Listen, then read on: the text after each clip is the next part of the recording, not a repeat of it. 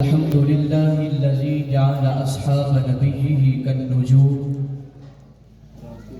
وجعل أهل بيته سببا لإشاعة الدين والعلوم والصلاة والسلام على خاتم الأنبياء والمعصوم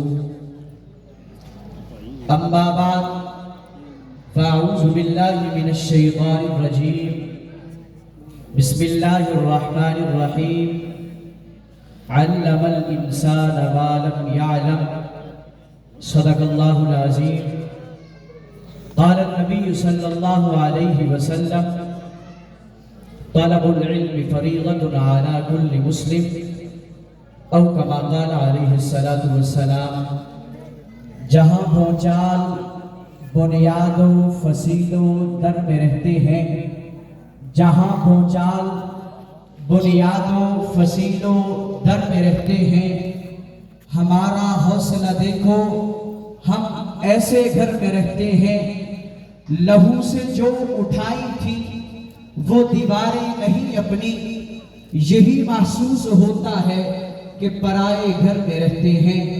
انتہائی واجب الاحترام، قابل صد احترام، واجب التکریم، مقتدر علماء کرام، معززین علاقہ، عبائدین شہر، سرفروش، باوفا، بہادر، نڈر، بے خوف، غیور سنی نوجوانوں، اصحاب مصطفیٰ کے دیوانوں، پروانوں، مستانوں اور محب وطن ساتھیوں، آج کی گفتگو کا موضوع ہمارا نظام تعلیم کے خوبصورت عنوان سے معبر ہے۔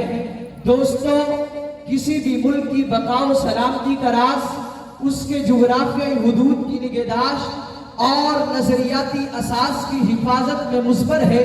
جغرافیائی سرحدوں کی نگرانی مضبوط دفاعی قوت کا تقاضا کرتی ہے، جبکہ نظریاتی محاذ کی نگہبانی بہترین نظام تعلیم کی متقاضی ہے۔ بر صغیر پاک و ہند میں اشاعت اسلام اور قرآن و حدیث کے علوم و معارف عام کرنے، سلیبی تہذیب کو یلغار کو روکنے میں علماء امت اور اسلامی حکومتوں کا انتہائی اہم کردار رہا ہے۔ قیام پاکستان کے بعد اس وطن عزیز میں دو الگ الگ نظام تعلیم کام کر رہے ہیں۔ نمبر 1 دینی نظام تعلیم، نمبر 2 اصلی نظام تعلیم۔ دینی نظام تعلیم کیا ہے؟ اس کے مقاصد کیا ہیں؟ اہداف کیا ہیں؟ کون خدمات سر انجام دے رہا ہے؟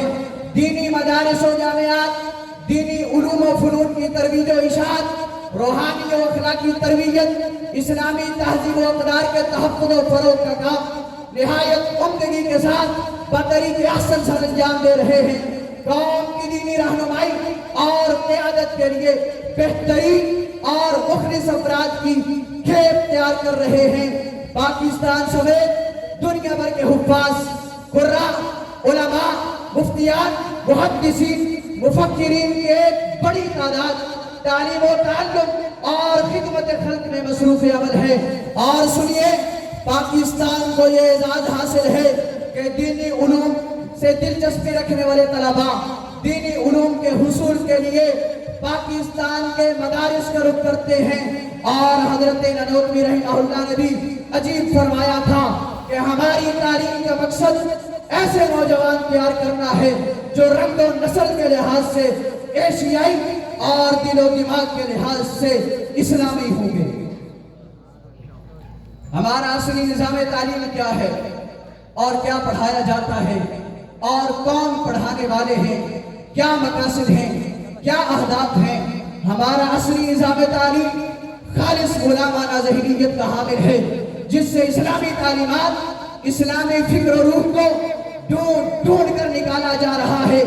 اس نظام تعلیم میں علم و فن اپنا ہے، نہ فکر و فلسفہ، تہذیب و اخلاق اپنے ہیں، نہ مقاصد و اہداف۔ بدقسمتی سے آزادی وطن سے لے کر آج تک نونہالان کے گلے میں لاڑ میں کالے کے سیکولر نظام تعلیم کا ٹوگ لٹک رہا ہے، جس نے یہ کہا تھا ہماری تعلیم کا مقصد ایسے نوجوان تیار کرنا ہے جو رنگ و نسل کے لحاظ سے ایشیائی اور ذہنی و فکری لحاظ سے انگریزی ہوں گے، یوں قتل سے بچوں کے وہ بدنام نہ ہوتا، یوں قتل سے بچوں کے وہ بدنام نہ ہوتا۔ افسوس کہ فرعون کو کالج کی نہ سوچی۔ مملکت پاکستان کو 75 سال گزر چکے ہیں، مگر اب تک ہم اپنا صحیح نظام تعلیم وضع نہ کر سکے۔ تعلیمی کمیشن نے جن مقاصد تعلیم کو لازمی قرار دیا تھا، اب تک وہی حاصل نہ کر سکے جو فرد کی حیثیت سے ترقی، کارکن کے روپ میں ترقی، شہری کے ناطے ترقی، محب وطن ہونے کے حوالے سے ترقی میں تسلیم شدہ ہے۔ میں آپ سے سوال کرنا چاہتا ہوں، کیا کہیں کوئی ایسا طالب علم فارغ التحصیل ہے جو ان تمام مقاصد تعلیم کا حامل ہو، جس کی سوچ اور فکر اپنی ہو، جس نے محنت کی عظمت کا لباس پہنا ہو، جس کے اندر قائدانہ صلاحیتیں ہوں، جس نے امانت اور دیانت کا تحفظ کیا ہو، جس کے اندر اسلامی اقدار کو فروغ کرنے کی صلاحیت ہو؟ کہنا یہ چاہتا ہوں، یہ تمام مقاصد تعلیم خاک میں مل رہے ہیں۔ شکایت ہے مجھے یا رب، شکایت ہے مجھے یا رب، خدا بندان مکتب سے سبق شاہین بچوں کو دے رہے ہیں خاک بازی۔